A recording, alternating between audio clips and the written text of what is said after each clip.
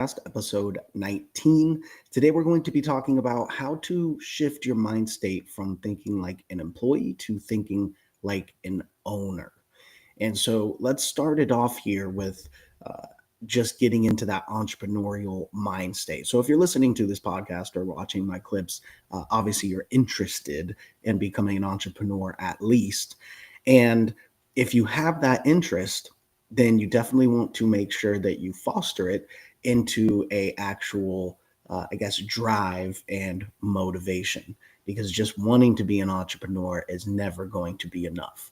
In some way you have to kind of be forced to must be an entrepreneur and have that fire in you if you're going to keep going and pushing through what it's going to take to make this all happen.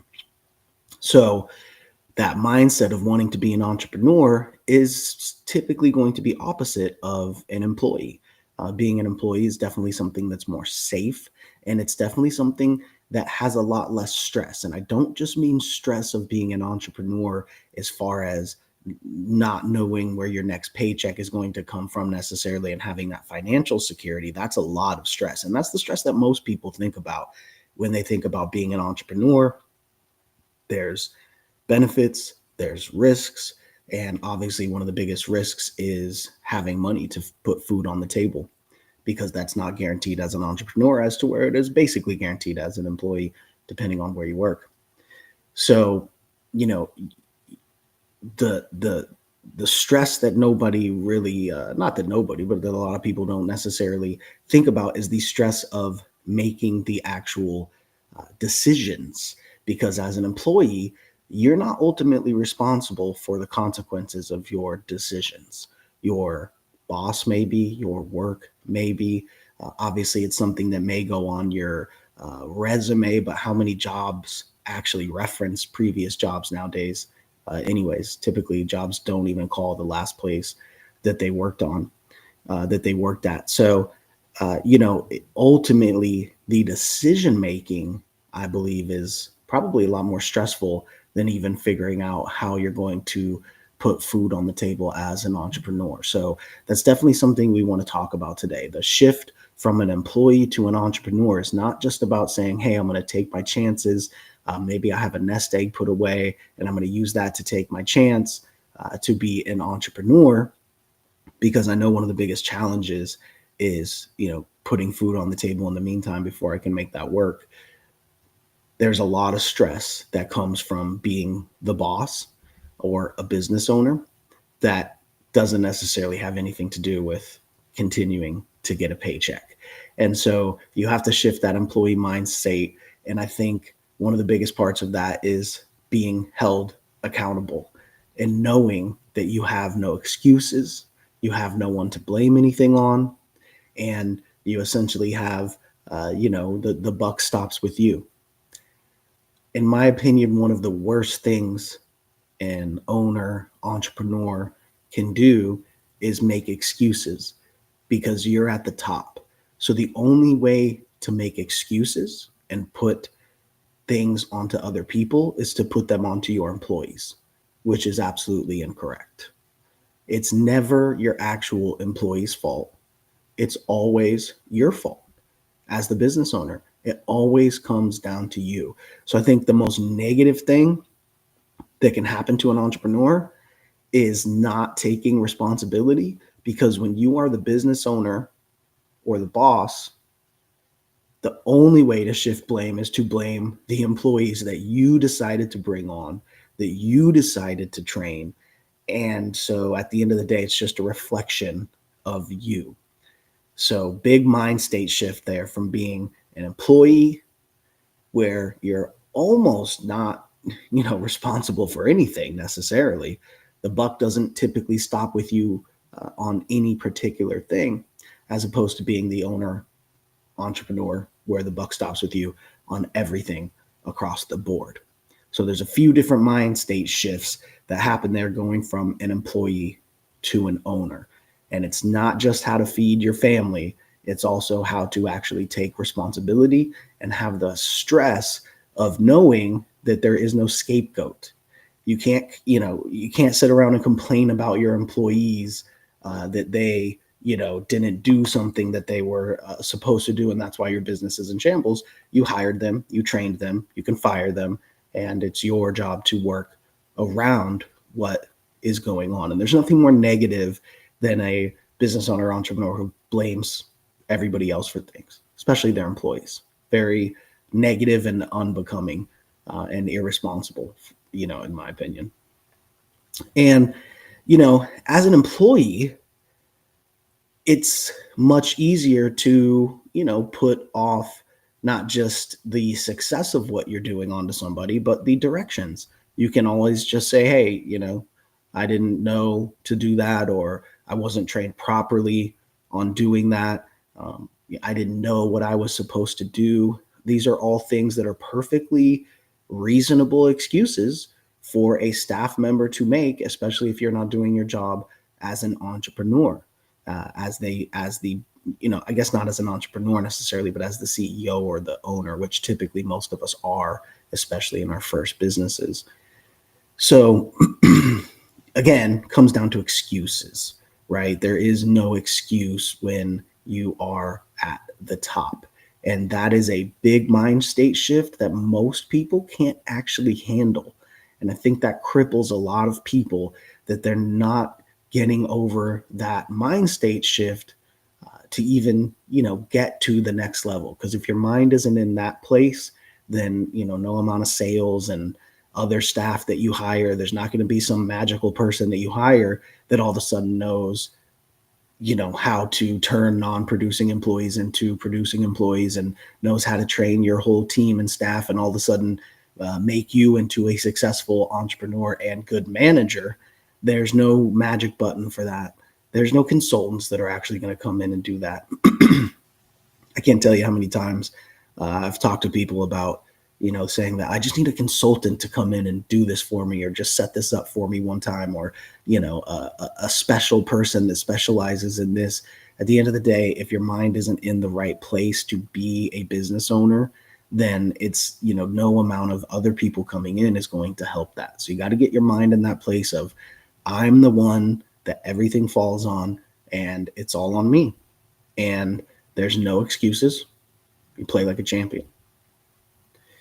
So as an owner, as an employee, we're thinking, what's going to move my career forward, right? But as an owner, we're thinking, what's going to move the company forward? So there's a big difference in how we're going to go about things, whether we actually own the business or not. As an entrepreneur, we're also thinking about, what's the cost of not doing things? As an employee, you're never going to ponder, what's the cost if I don't, do this? But as an owner, as an entrepreneur, we're not only thinking, what's the cost if I do this, and what's the possible outcome, but what's the cost of my business if I don't do this? If I don't pursue this, what are we going to potentially lose? Those are questions that really only apply to the owner of the business, the entrepreneur, because we are looking at the long run, the big picture, the health and success of the company in general. And so those are the kind of questions that keep you up at night, is, what will it take to do this, and what will happen? But also, what would I be missing out on if I didn't do this? And that's something that'll, keep you up at night. And as the entrepreneur, you're always needing to solve problems as well. So your mind always has to be on, how can I solve this problem, as opposed to an employee is, who can I take this problem to solve it for me? So big difference there. If you've been in that employee mind state your entire life, this is going to take a shift. This is going to take some time. It's easier said than done, but these are some of the, bullet points of what's going to come with that. And it's not all going to come easily. It's not all going to come at one time. These are things that are going to happen over time as you build your business, but you should definitely be ready for them if you're going down this journey. As an entrepreneur, you're also always thinking of, how can this scale? So many times from my different companies, different staff members, we're talking about ideas, or we're building, which I really recommend everyone to do. You could stay up all night and not think of an idea that somebody else came up with, right? It's great to have feedback from people, especially people within your business. Now, When some people or some of your staff or teammates are giving you ideas or advice on how the company could do better or what you could be doing, as the owner or entrepreneur, if you're going big and you're trying to scale this, you kind of need to be a few steps ahead in your thinking. I've had people tell me, "Wow, you heard my idea and you kind of figured exactly what to do with it or not do with it, or you decided quickly that it wouldn't be able to scale." And these are things that are going to happen. You're going to kind of start thinking a few steps ahead of the employees, because the employees are seeing it very up close. They're having a lot of the times great ideas, but it's not their job to think that idea through of, okay, what's it going to take the company to do this? The manpower, uh, the time, the money, the resources, what's going to come out of it, and then if good does come out of it, how is that going to scale? How is that going to impact our business, our goals in the long term? So these are all things as an entrepreneur that, as you get better and as you get more entrenched in your business, they should be coming, a lot more natural and automatically. So that when people are giving you ideas, you're kind of thinking 10 steps ahead of, that is a great idea, but here's where it falls apart. Once we go through the motions of, okay, how much will it take to do it? How much will we get out of it? Is that realistic? Is this going to even scale? Sometimes things are a great idea and they will work. But when you take that next level of, okay, that's great, that'll work, but can we scale it? And you're ended up saying, okay, well, no, it's not actually something that's scalable. So we kind of go back to the drawing board. So these are things that your mind state should be shifting to as an entrepreneur. And if you're immersed in your business, this is kind of stuff that's all going to happen automatically, in your head in real time, as people are giving you these ideas or feedback, and you're going to be able to, structure them accordingly. But you want to put your mind in that place of not just hearing people's ideas, but in your head and or on paper, actually mapping those out to see what it looks like for the business in the short term and the long term, and the scalability of it as well. So let's talk about how some founders or entrepreneurs that have maybe been employees in the past kind of can get stuck, um, with this, is that waiting for instructions or permission to do something. It's typically what you're used to when somebody else is the boss. And it's easy for entrepreneurs or business owners to get caught up in this as well, and just not used to being the person who has to pull the trigger. At the end of the day, there's only one person that can take action. This is also where it's a great thing to have business partners. And that could be a great thing for you or a bad thing for you when it comes to this. A lot of the times it's nice to have somebody to kind of bounce an idea off and get that assurance that you're making the right decision. But keep in mind, depending on the ownership structure and the partnership structure, whoever's really in control and whoever's, putting up the money and has the majority ownership and stuff, it's ultimately going to be their decision. But it really helps to have great partners to bounce ideas off of, to kind of assure yourself that, hey, I thought of this idea, or I took this person's idea that they gave us and I mapped it out to see if it's plausible. It looks like it is plausible. And so, I'm thinking about pulling the trigger on this. What do you think? And if you're both in agreement, obviously it's something that you should be doing. So those are easy calls. If you're not in agreement, then you should look a little bit further into the situation, because maybe you're a little bit off there, or maybe you're not, and you have to stick to your gut. But it is nice to have business partners to kind of get that clarity. And in my opinion, that helps you pull the trigger a lot. I think a lot of entrepreneurs and small business owners get caught up in essentially waiting for permission from no one, because they may not be sure about something or know exactly how to carry out something all the way. And so because of that, they never actually start, and they feel like they're waiting for somebody to give them permission to start this, permission to pull the trigger, because nobody has assured them yet that this is actually going to work. So very important that if you do have business partners, keep them in the loop, bounce ideas off them, get that reassurance that you're on the same page. And then again, if you're not, then you can kind of reevaluate and dive deeper. But it gives you a lot of you know, puts your mind at ease when you're thinking something and you're passionate about it and strong about going down this road, and then your business partners agree, then that just gives you a lot of motivation and confidence. And then if they don't agree, again, you may have to look into it more. But if you're waiting for permission as a business owner, as an entrepreneur, you're already losing, right? There is no one to get permission from besides yourself. And that's a big shift in the mind state from being an employee at a company to owning your own company and running your own company. I think another issue pertaining to this is when you're especially a new founder, a new business owner, a lot of the times we are worried about what friends and family may think.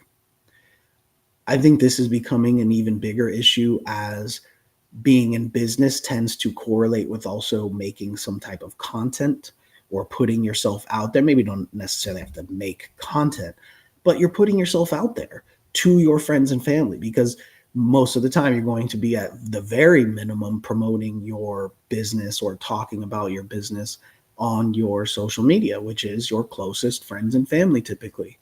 So I think a lot of things are held back because of that, worried about what these people are going to think of you or your business, or wanting approval from them before kind of, doing things. Do they think this is going to be a good idea? Well, let me tell you, unless they're putting money up out of their pocket to fund this, their opinion does not matter. Now, your business partners are typically putting up money as well. Even if they're not, they're putting up something for the reason why they're being your business partner. So their opinions matter. But your friends and family, their opinions do not matter. And the quicker that you cut through that, the less it's going to delay your progress. So in my opinion, I would go all out and just put yourself out there. Don't hide it. Go ahead and, be passionate about it. Get it out there on your social media and all that, and just get that part over with.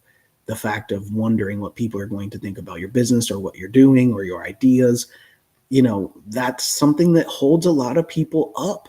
I'm sure there's some statistic out there that X amount percentage of people never start the business that they wanted to because they're worried about what their friends or family are going to think. And most of all, worried that their friends or family are going to see them fail. Remember, you only fail when you stop. So no one can really see you fail because you've never actually failed until you quit. So as long as you keep going, they didn't see you fail. They just saw a part of your journey, or one of your products or services, or one of your many businesses that you may go on to start.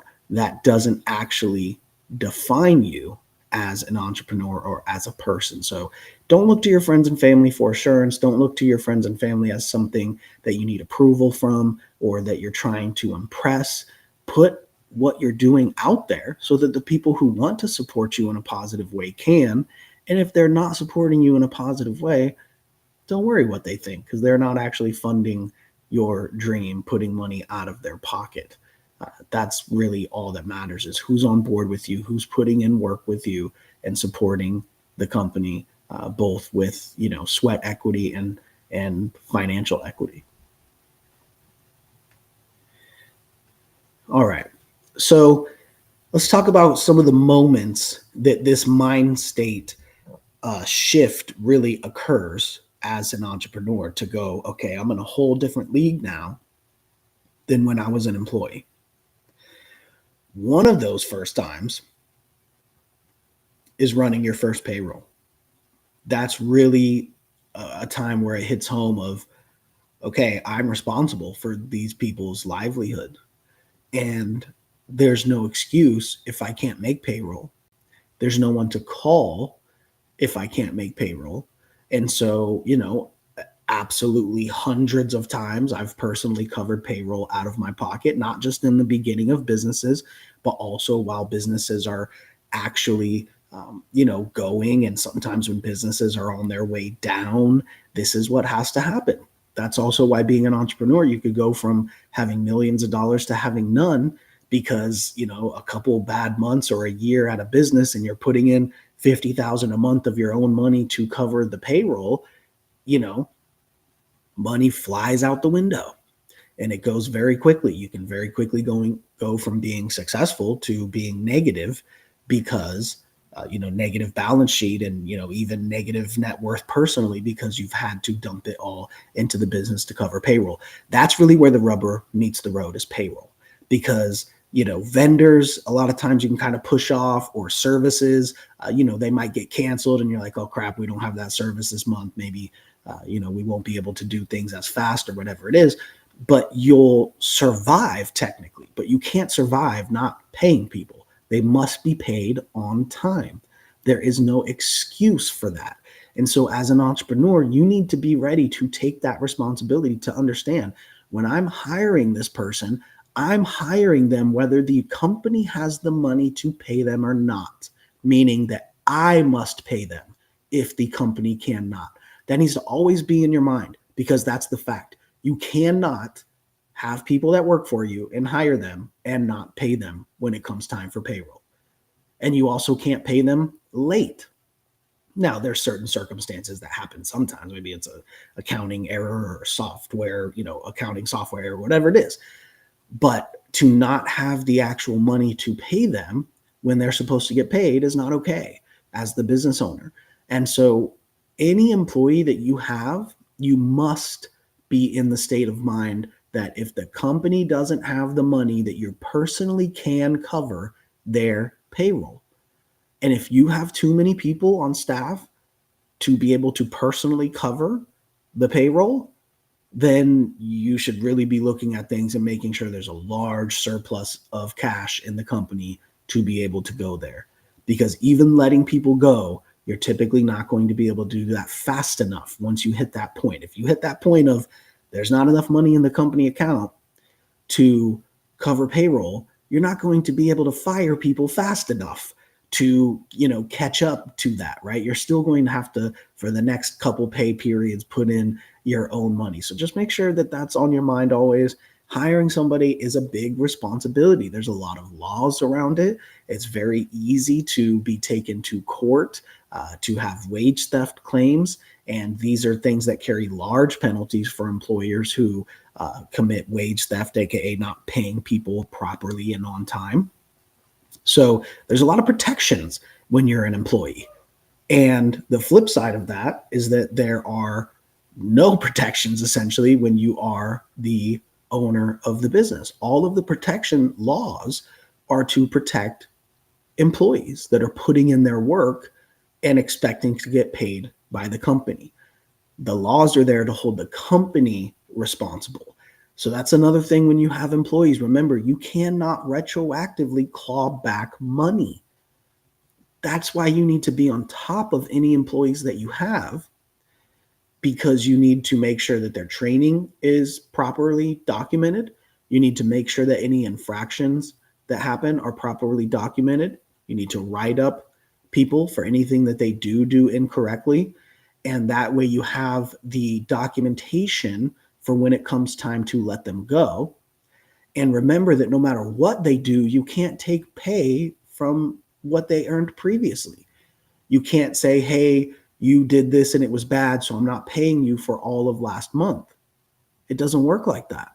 You could go back and say, hey, I saw that you actually didn't clock in last month and you owe me a bunch of money because you didn't actually work any hours. So now I'm not going to pay you for this paycheck that you earned. It doesn't work like that. You would have had to be on top of it that last pay period when it was actually happening.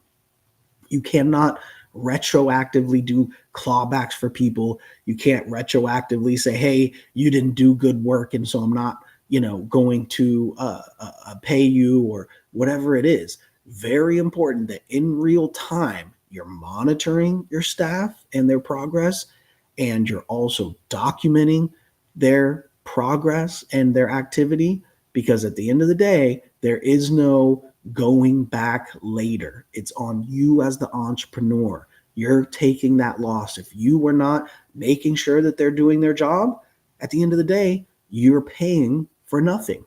You cannot go back and take away time that they worked, even if they didn't work it. Even if you're saying, hey, I see that you didn't actually do anything during this time. Well, if you paid them and if you didn't write them up for it and let them go in the proper way, in the proper manner, with the proper timing, then that's a cost that you're paying. And you're going to have to take that cost as a lesson. And trust me, I've had it happen a lot before. And the lesson there to take away from it is train people correctly, document everything correctly, especially write-ups and negative things, especially when you're seeing, hey, this person might not work out. I need to make sure that we're documenting everything that's going on so that when I let them go, we all know, them, me, the state, if it gets involved, what was expected, what was not done, and why it didn't work out. Some things just don't work out, and that's fine. But you need to make sure it's documented, or it can get you in a lot of trouble as a business owner, as opposed to when you're an employee, it's all in your favor. Essentially, every single law is in your favor as the employee.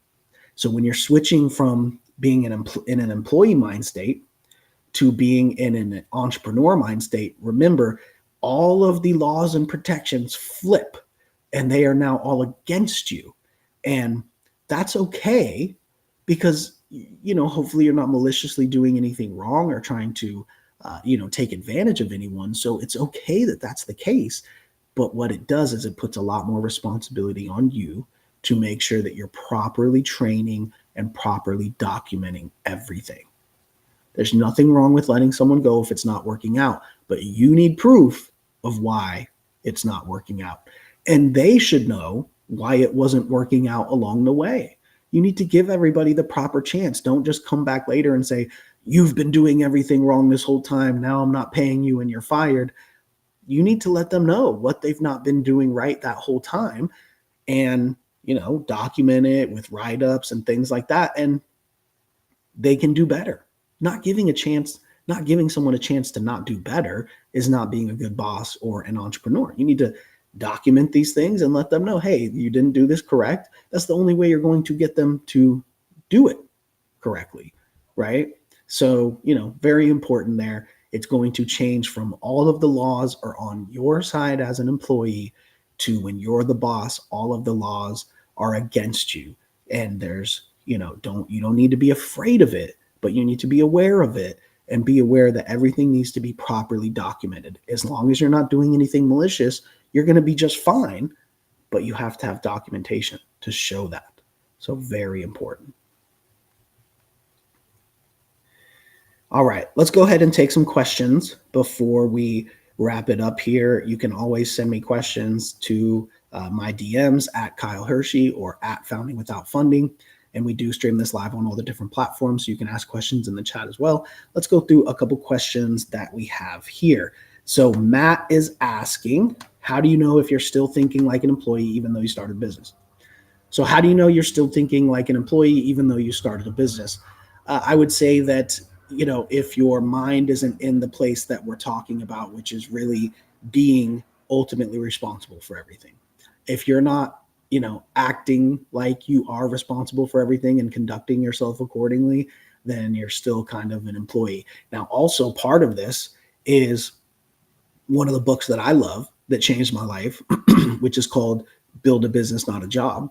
That book changed my life because it made me realize that I was essentially an employee within my own company.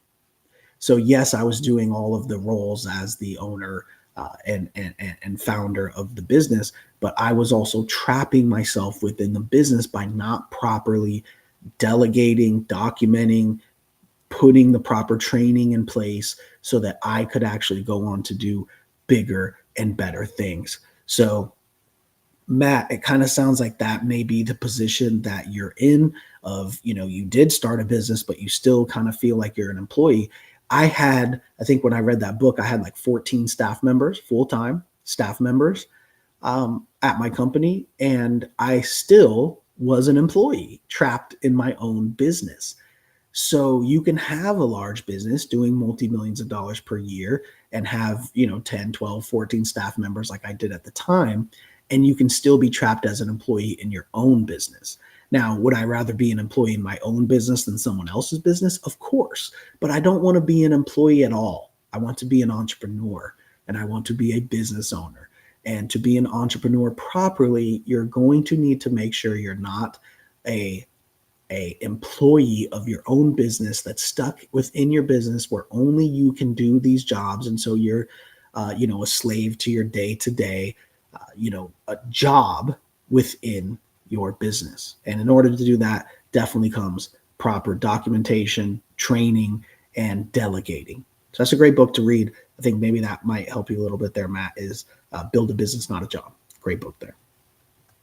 Okay. Question from Lauren. I left my job, but feel like I need someone to tell me what to do. Is that normal? So if you left your job to start your own business and you still feel like someone needs to tell you what to do, it may be normal because you're used to it, but it's definitely something that you need to get over and understand that nobody is giving you permission to do these things. You don't need permission from anyone, and you don't need direction from anyone besides any experts in your field, any speakers that you can listen to, books that you can read, courses that you can take, whatever it is. That's the input that you should be taking in. But other than that, it's on you to make those decisions. So, you just gotta get over that mind state of waiting for somebody else to tell you what to do, and you got to be able to pull the trigger. And again, sometimes it helps to have a business partner. Sometimes having a business partner to just bounce the ideas off and to kind of assure you that they think that's a good idea too, to go down that path. Sometimes that's just enough to just pull the trigger on it and feel a lot better about pulling the trigger on it. Okay, question here from Chris. What's the biggest mindset shift? What's the biggest mindset shift you had to make when you became the one responsible for everything? It's a good question there, Chris. I think for me, it's a little bit different because I never had a job. So I've never gone from being an employee to an entrepreneur. I've seen many people do it and had business partners that have done it and all that kind of stuff. But one of my first book I wrote was called Never Had a Job, because I have never had a job. I started my first company when I was 15. And so I maybe not, couldn't really tell you that because there wasn't necessarily a time where it shifted from me being an employee and not being responsible for everything to being responsible for everything. I essentially have been the entire time. Now, I will tell you the big shift happened when we actually started hiring full-time employees. Now, when we were a younger company, we were hiring some people for, $10 an hour or something to just type in CAPTCHAs or, mass, message people or whatever it was, some work like that. That's not really what I'm talking about. I'm talking about when we're taking on, employees with real salaries that are full-time, long-term employees, and they have families to feed. And again, you're responsible for them and paying them accordingly so that they can put food on the table. That's really, I think, when it kicked in. So being an entrepreneur myself and my business partners and just kind of being out there hustling in the early days and, maybe paying somebody $10 an hour to do a couple little things. That was one stage of entrepreneurship that I was in. And I think the biggest shift was to the next stage of actually being responsible for people's careers as opposed to, maybe a summer job or something that just makes some extra money. But when you have real staff members, long-term staff members that are on salary and things like that, it really gets real. And you're the one that's responsible for all that. So also hire carefully, hire slow, fire fast. One of the great pieces of advice. All right, we'll take one last question here. From Brandon, is it possible to think like an owner while still working like a 9-to-5? Or is it still working a 9-to-5? Yeah, I think it's possible to think like an owner while still working a 9-to-5. You should just be thinking about the owner of your business as opposed to what you're doing as a 9-to-5, right? So having a 9-to-5, there's nothing wrong with that. And I recommend to most people that, always do your side hustle or your business on the side in your extra time until that revenue catches up to what you're doing on your 9 to 5, and then you can make that full-time switch. Now, that's not always the case, but typically people are always wondering, when do I make the switch? How do I make the switch? And for most people, the successful way is not to say, okay, I'm quitting my job, I have nothing, and I'm just going to, hit the road running and try to figure out how to be an entrepreneur. Typically, that's not the best way to go about it. Typically, it's, what do I do with the extra 8 hours that I'm awake, that I'm not at my 9 to 5, and then I'm not doing things that absolutely have to be done? We all have about 8 hours of that time typically. Are we spending it, sometimes relaxing with family or spending family time, which is great. Sometimes we're watching Netflix. Sometimes we're doing things that we could absolutely be spending time building our business. So I would say work your 9 to 5 to make the money, to be able to afford to have that extra time during your day to build your business. But at the end of the day, it's all on you. The buck stops with you. So it's your decision on when to go from an employee to a business owner. But like we talked about here today, there's a lot of shift that's going to happen in your life and in your mind when you go from an employee to being a business owner.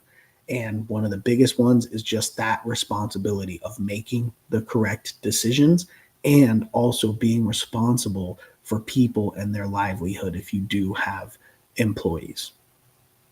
So with that being said, thank you everyone for tuning in, and we'll see you next time.